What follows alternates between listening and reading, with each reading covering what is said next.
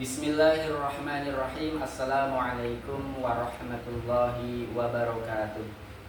Alhamdulillah wassalatu wassalamu ala rasulillah wa ala alihi wa sahbihi wa mawala. Allahumma salli ala sayyidina Muhammad wa ala ali sayyidina Muhammad. Amma ba'du.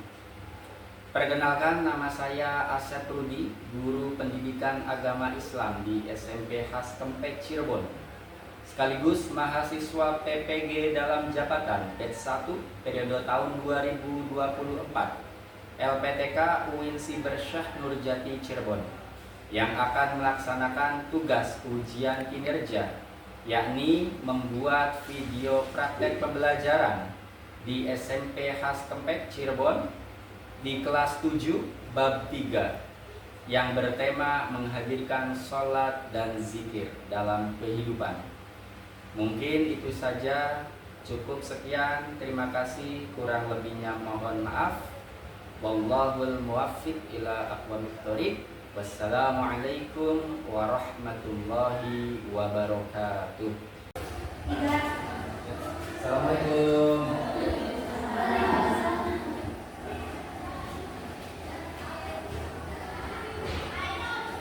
Ya, assalamualaikum warahmatullahi wabarakatuh.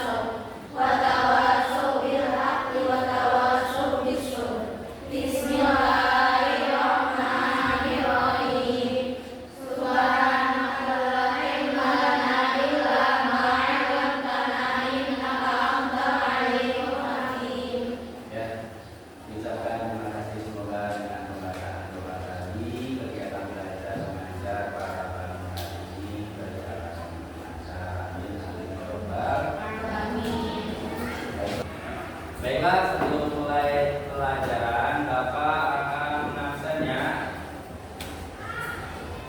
Alia Rahmanifa, Akila, Aska Anissa, Dea Anissa. Sakit apa ya? Demam. Sudah berapa hari demamnya? 3 hari. Siapa yang rumahnya dekat dengan dia? Akila pernah jenguk ya? Beneran sakit? Oh belum. Nanti coba jenguk ya. Kalau sakitnya parah banget nanti laporannya. Ya, dia adalah dia Raisa, Sihni Kanza.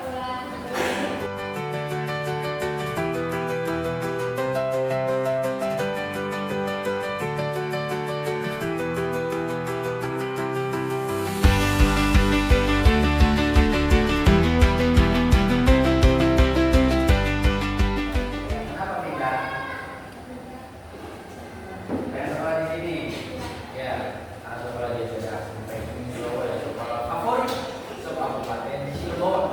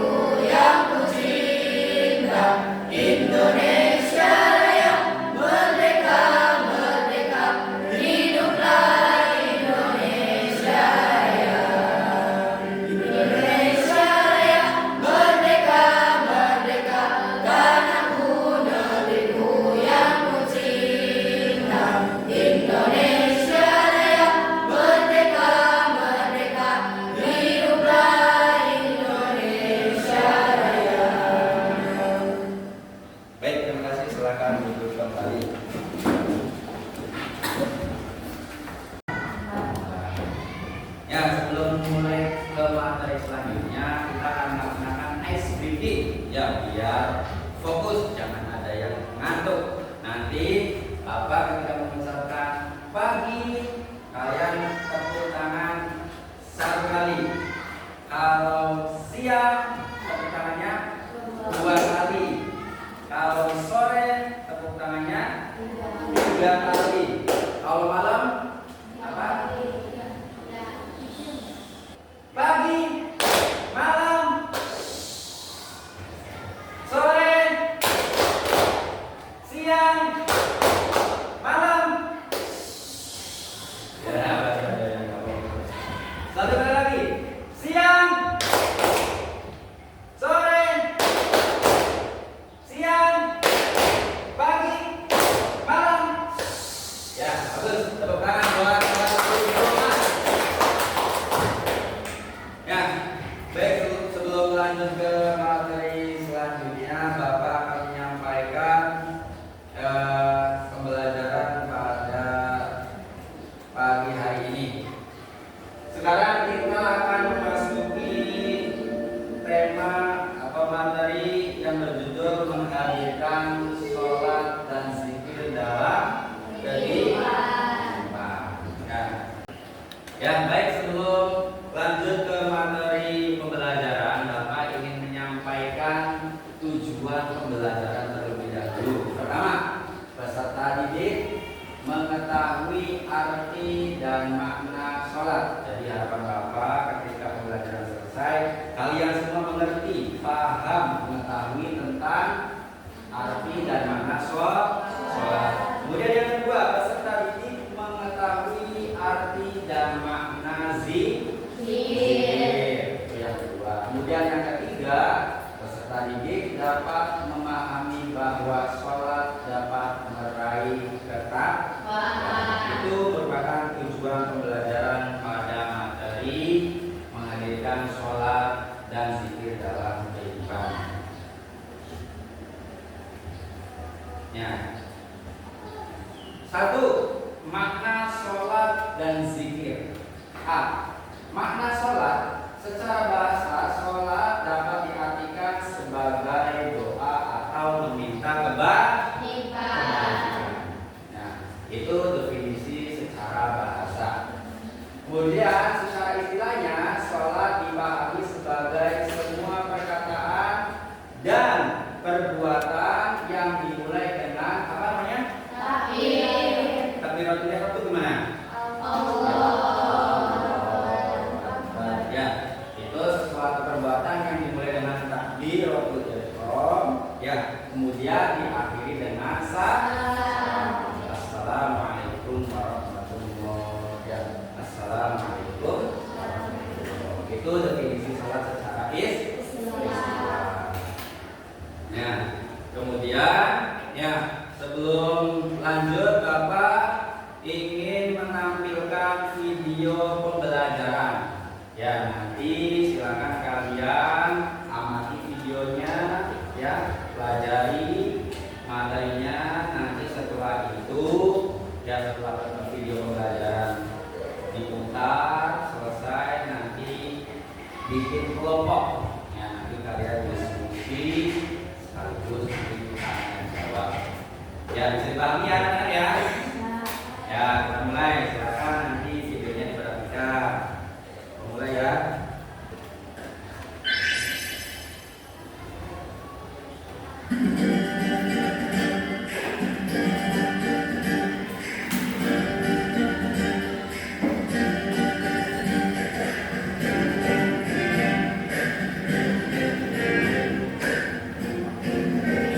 Assalamualaikum warahmatullahi wabarakatuh. Selamat pagi anak-anak.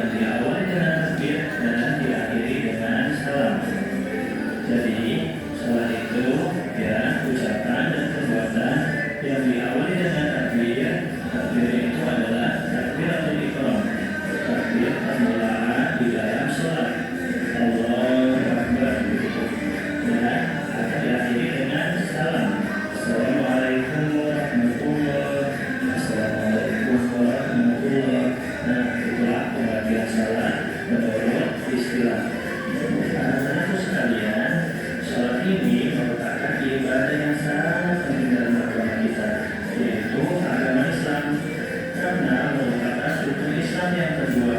Jadi, setelah mengucapkan syahadat, maka perintah Allah yang kedua kepada kita diperintahkan untuk melaksanakan sholat sehari semalam, yaitu 5 waktu.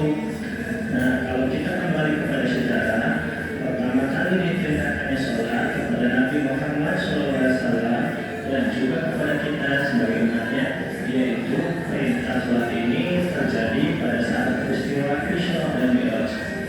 Ketika Nabi Muhammad SAW berangkat Isra dan Mi'raj bertemu dengan Allah Subhanahu wa Ta'ala, beliau mendapatkan perintah dari Allah untuk melaksanakan sholat sehari semalam sebanyak 50 waktu. Anak-anak, coba bayangkan 50 waktu.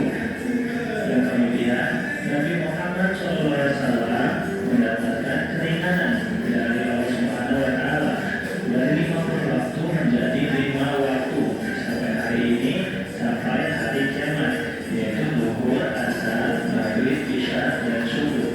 Nah, aku sekalian yang Bapak cintai dan Bapak banggakan, melaksanakan sholat hukumnya.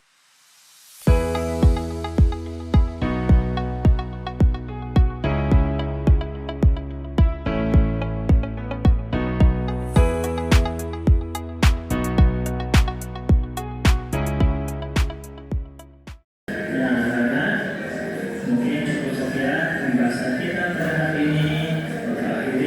Wassalamualaikum warahmatullahi wabarakatuh.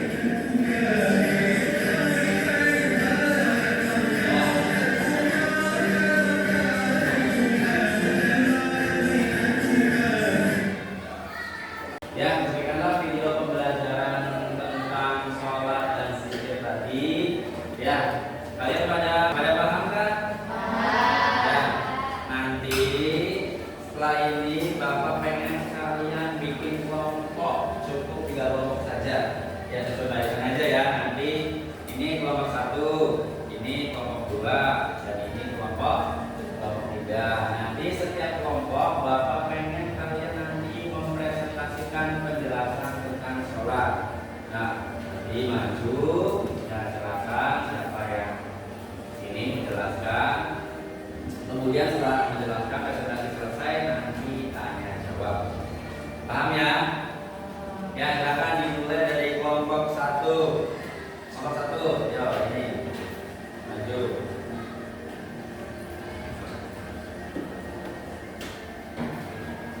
Ya, kelompok 1 silakan maju.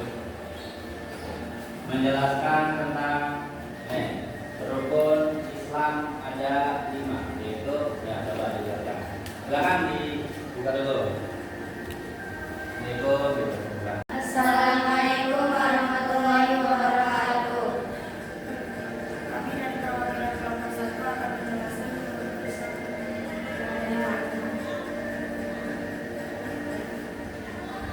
Rukun Islam itu ada 5, yaitu 1. Mengucapkan 2 kalimat syahadat, 2. mendirikan sholat, yang 3. membayar zakat, 4. menjalankan sholat atau puasa, yang 5. Mengucapkan 2 kalimat syahadat itu seperti apa? Asyhadu an la ilaha illallah wa asyhadu anna Muhammadar Rasulullah. Ya, asyhadu an la ilaha illallah wa asyhadu anna Muhammadar Rasulullah. Itu kurang lebih penjelasan tentang rukun Islam. Silakan, barangkali ada yang ditanyakan. Yang belum jelas silakan bertanya pada kelompok 1 terkait rukun Islam. Kelompok 1, kelompok 2 silakan bertanya. Silakan. Alia, silakan tanya.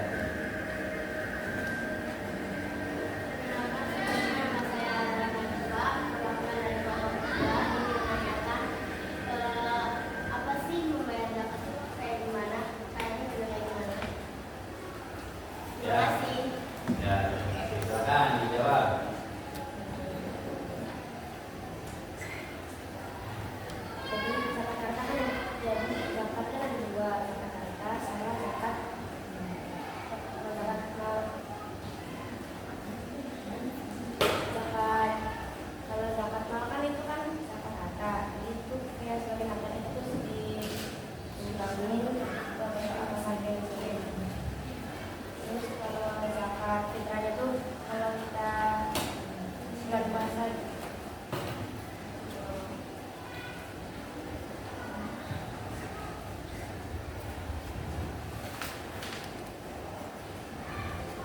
Ya, gimana?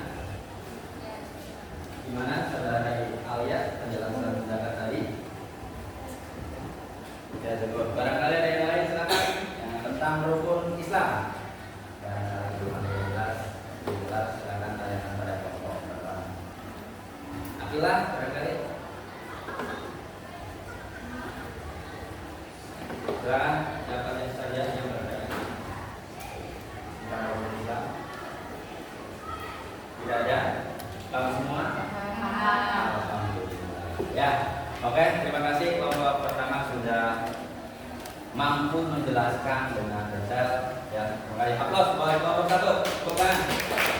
Ya, silakan duduk. Ya, wajib itu apa sih? Wajib itu apa?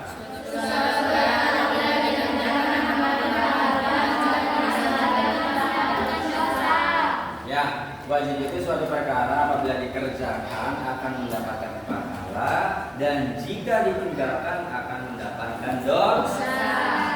Sholat itu hukumnya apa? Wajib. Wajib. Jadi kalian harus melaksanakan sholat. Karena kalian sudah balik kan? Ada yang belum balik? Nggak ada ya? Insya Allah balik semua ya. Kalian kan sudah kelas 7 ya. Sudah kelas 7 SMP. Ya, itu pengertian dari sholat.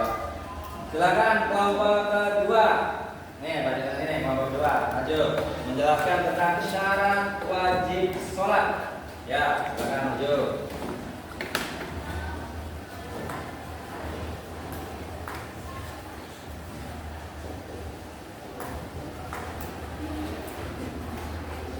Ya, silakan.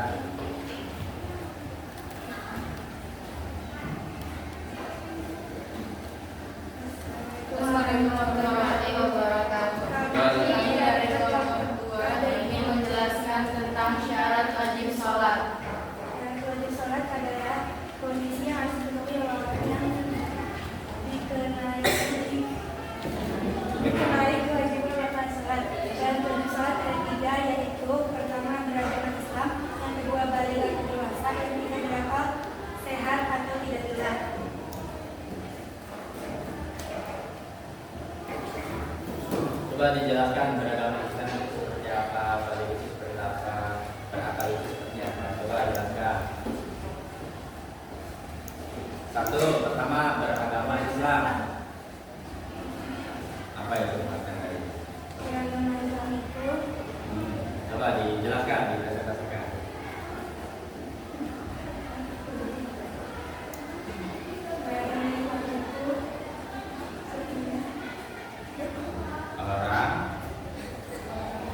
Orang yang beragama Islam.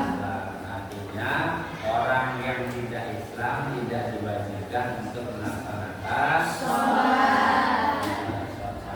Itu harus seseorangnya harus beragama Islam. Kemudian yang kedua apa? balik dewasa. Balik itu kalau bagi laki-laki seperti mimpi basah, kalau perempuan itu haid. Keluarnya darah. Haid. Nah, itu ciri-ciri balik. Ya, kalau laki-laki apa tadi? Basah. Dan perempuannya ketika keluar darah. Kemudian terakhir ketiga apa? Kalau sehat atau tidak gila. Artinya gimana? Berarti sholat itu diperuntukkan. Jadi sholat itu hanya untuk orang yang sehat. Nah, kalau orang gila berarti tidak diwajibkan melaksanakan sholat. Orang gila dikenakan wajib sholat tidak? Kenapa? Karena kalian tahu orang gila? Tahu di mana? Di jalannya. Jadi orang gila itu tidak memiliki akal. Ya buktinya, ya kalau makan ngambil dari bekas-bekas sampah, ya kan? Ya. Pakaian juga. Orang gila pakai pakaian enggak? Ada yang tidak pakai, ada yang pakai. Ya. Atau yang laki juga kadang pangkang, rambutnya tidak kumel, tidak kumel. Kalau kayak orang jarang sampoan, itu karena tidak boro-boro pengen memperhatikan kondisinya sendiri. Karena memang panjang orang gila tidak memiliki. Nah orang gila atau yang tidak berakal sehat inilah tidak diwajibkan untuk melaksanakan sholat. Kalian gila apa sehat? Sehat. Alhamdulillah. Kalau sehat berarti harus melaksanakan sholat. Ya, itu sebuah kewajiban. Silakan kelompok pertama dan kelompok kedua barangkali ada yang ditanyakan terkait syarat wajib sholat. Silakan yang tanya. Silakan. Harus ada yang tanya. Wajib harus ada yang tanya. Silakan kelompok satu dulu, silakan tanya terkait syarat wajib sholat. Ayo. Sabila, barangkali mau bertanya silakan untuk tentang syarat wajib sholat. Nggak apa-apa. Nanti kelompok dua akan menjawabnya. Kamu jadi jawab. Ya silakan. Satu dulu ini yang pertama. Ya. Perkenalkan nama saya Nina Ansari, perwakilan dari kelompok 1. Ya. Ingin bertanya, balik itu di umur berapa sih? Balik itu Silakan kelompok kedua. Balik itu di umur berapa sih? 9 sampai 15 tahun. Nah, yang lain barangkali ada yang menambahkan penjelasan balik itu dimulai ketika umur berapa? Silakan. Penjelasannya lebih detailnya barangkali ya kelompok pertama. Barangkali yang lain bisa bantu. Alfia barangkali bantu. Balik itu umumnya biasanya umur juga dari umur berapa? 9 tahun. Jawab ke situ lihatnya. Biasanya sekitar dari umur 9 sampai 15 tahun. Gimana? Sudah jelas? Sudah. Ya, terima kasih. Tadi Sabila mau tanya? Ya, Sabila itu mau nanya. Satu lagi. Silakan Sabila.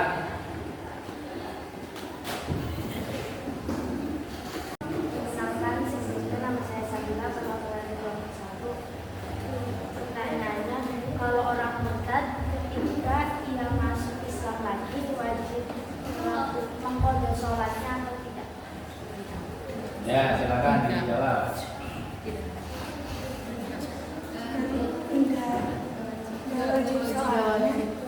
Soalnya udah keluar dari Islam. Mau nanti dia bakal masuk ke Islam lagi.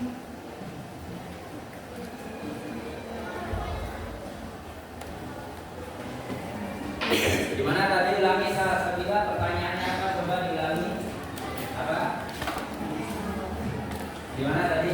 Kalau orang besar ketika dia masuk Islam lagi, maka hukum wajib tidak mengqadha sholatnya. Ya, ketika ada orang murtad masuk Islam lagi, apakah wajib mengqadha sholatnya?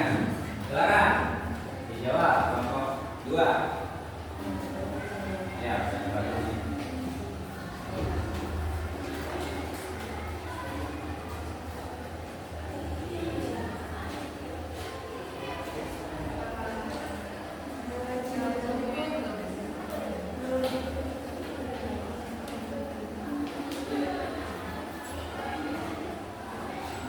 Ya, jawab saja nggak apa-apa. Jawab saja. Soalnya murtad itu apa? Murtad itu apa? Keluar dari agama Islam. Kemudian masuk lagi ke Islam, gitu ya? Nah, pertanyaannya orang tersebut ketika masuk Islam wajib mengqadha sholat tidak apa itu? Banyak. Ya, cukup. Baik, terima kasih pertanyaan dan jawabannya. Silakan ada yang tanya lagi kelompok 3. Oh ya, silakan. Silakan. Saya pengen tadi pertanyaan dari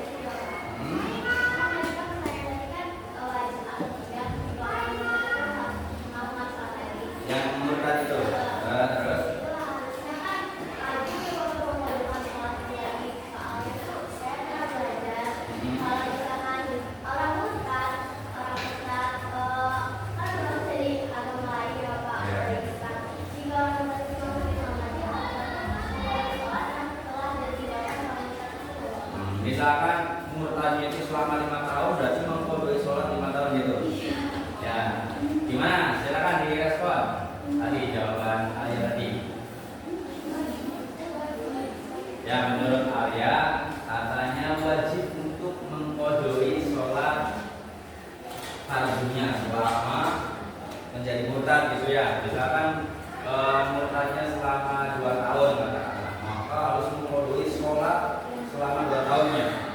Gitu. Bisa di apa? Gak apa-apa namanya juga lagi belajar. Jangan jawab. Barangkali dari kelompok 1 ada yang mau menjawab, ada yang menambahi, ya nggak apa-apa.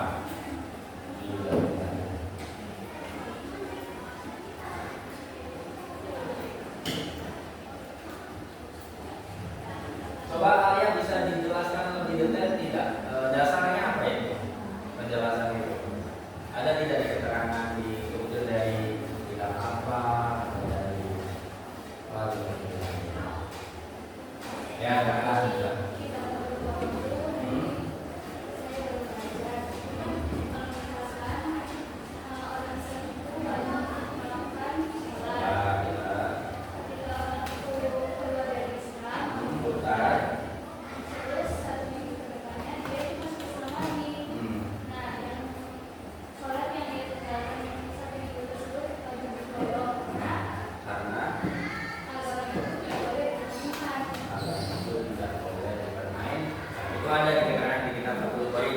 Berarti kalau misalkan selama murtadnya lama banget, katakan 10 tahun, itu gimana?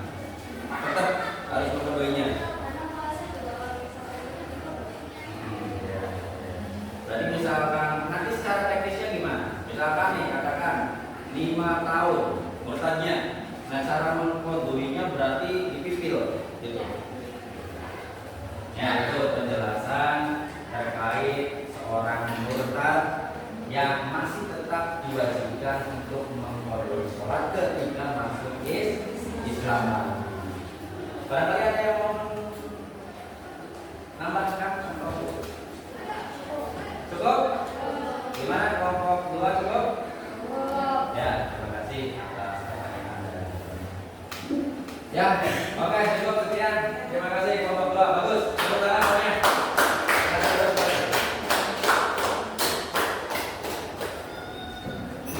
Ya, terakhir kelompok 3 nih, dari tadi ya. Ya, silakan maju ke depan.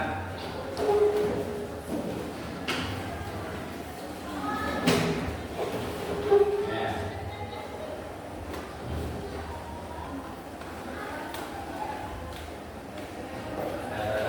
Bukan dulu.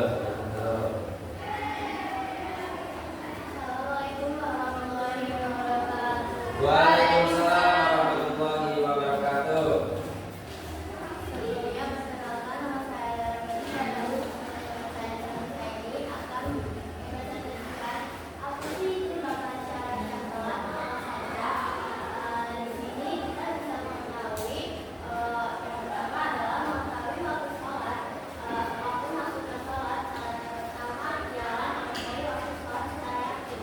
Jadi, asalnya kan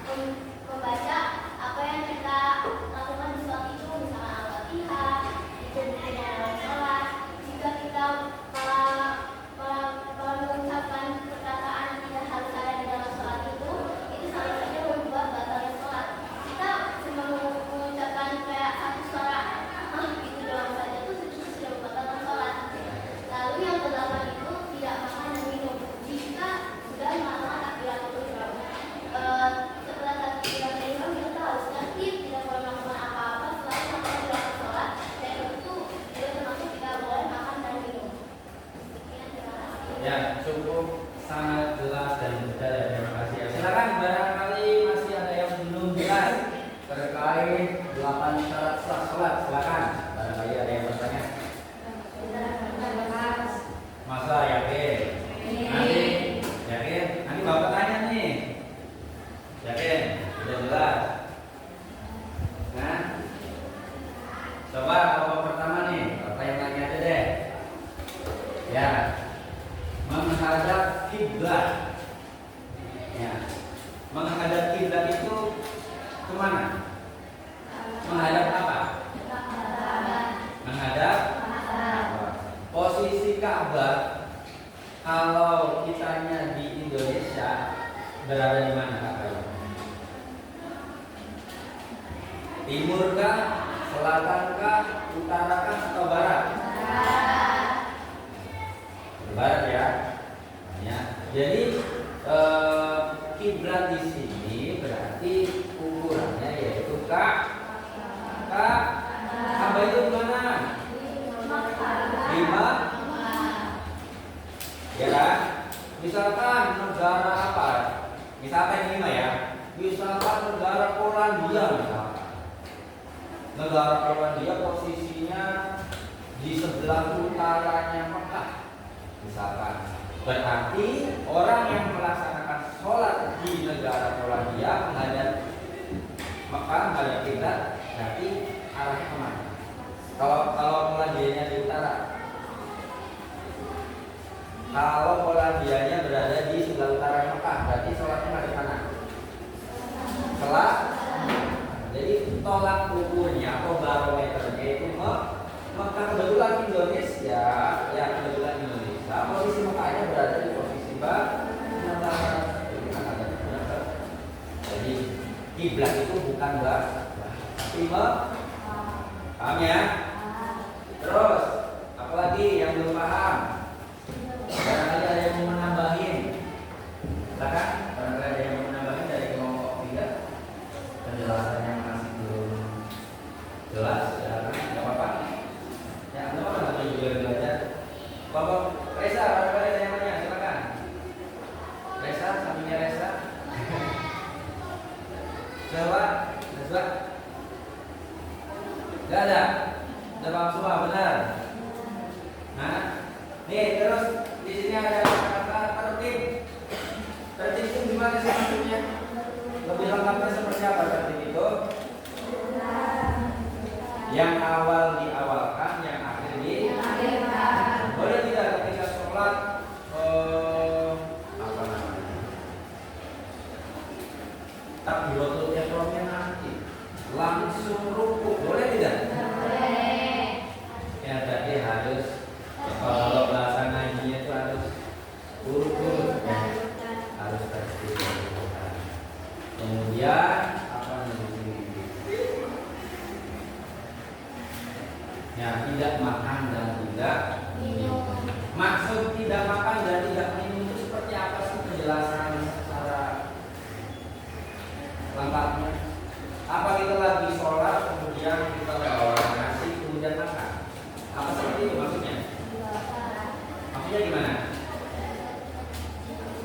Ya, maksudnya ketika melaksanakan sholat itu diharapkan posisi apa? Kondisi mulut kita itu sudah tidak ada sisa-sisa makanan, sisa-sisa rasa makanan. Ya, tidak ada sisa-sisa rasa minuman dan seterusnya. Maksudnya itu seperti itu. Bukan berarti kita lagi sholat kemudian makan, kita lagi sholat kemudian minum. Ya itu sih sudah tentu jelas nggak ya kan? Ya, jadi maksud kata-kata tidak makan dan tidak minum itu yaitu ketika sholat dan kondisi mulut kita itu dalam keadaan apa ya, bersih dari rasa-rasa sisa-sisa makanan maksudnya ya, sisa-sisa itu maksudnya. Ya, sudah jelas ya? Ya, silakan tutup.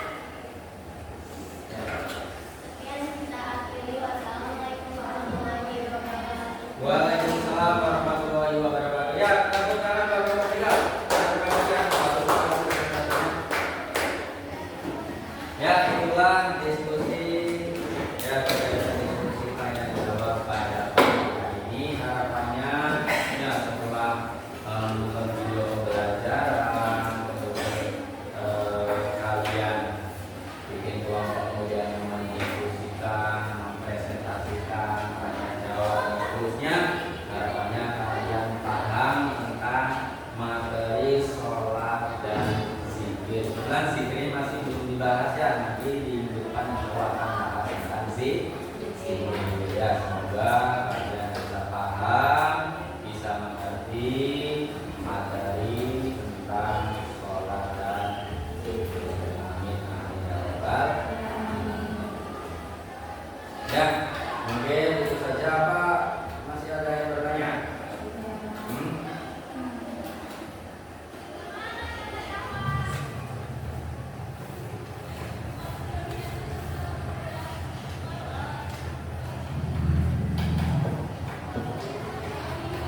Ya, mungkin cukup ya sekian materi pada pagi hari ini. Ya, semoga kalian mendapatkan ilmu yang bermanfaat. Ya, nanti ketika kalian sudah paham, sudah mengerti tentang sholat, silakan tinggal prakteknya, silakan tinggal diamalkan. Ya, jangan sampai kita sudah mengerti tentang tata cara sholat, ya sudah paham tentang sholat, sholat dan lain sebagainya, kita sampai mengambil, apalagi kita berada di pesan ya, insya Allah kita semua ini kelas ini sudah balik semua kan, ya, sudah bisa melaksanakan sholat kan, ya, kalian itu diajar, dididik untuk belajar sholat itu sejak umur berapa? Sejak kecil kan, nah, kira-kira umur berapa? Pas waktu kecil kan biasanya dibawa sama ayahnya atau ibunya ke musola ya. Ya, pas nyampe musola nggak sholat muter-muter. Itu namanya juga pembelajaran. Ya, artinya kita sudah dari kecil itu kita diajarkan untuk melaksanakan sholat. Kenapa? Karena sholat itu merupakan kewajiban bagi seorang muslim. Ya, mungkin itu saja.